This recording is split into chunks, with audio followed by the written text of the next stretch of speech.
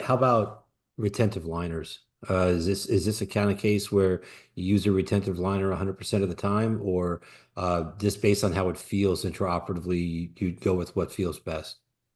Yeah, I mean, I'll try them and see what the stability is like. Sometimes with retentive liners, I think that they can actually create more impingement, but I'll assess for that when I'm trialing. I agree Sometimes with you there.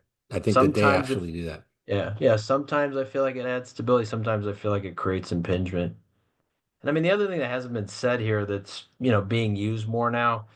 I know it's the first time surgery, but glenohumeral is always something to consider. And even in a first time surgery like this, you can consider it. And particularly because you haven't implanted anything, it makes it easier to pass the sutures without having had a base plate. That it's another option if you're concerned that you could add as part of your stability.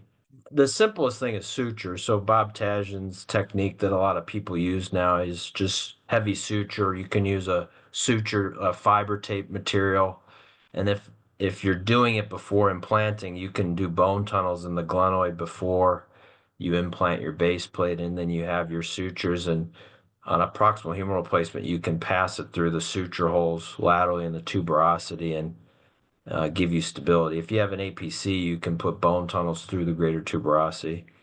I haven't personally used like allograft in that manner unless it's like an extreme, multiply failed case.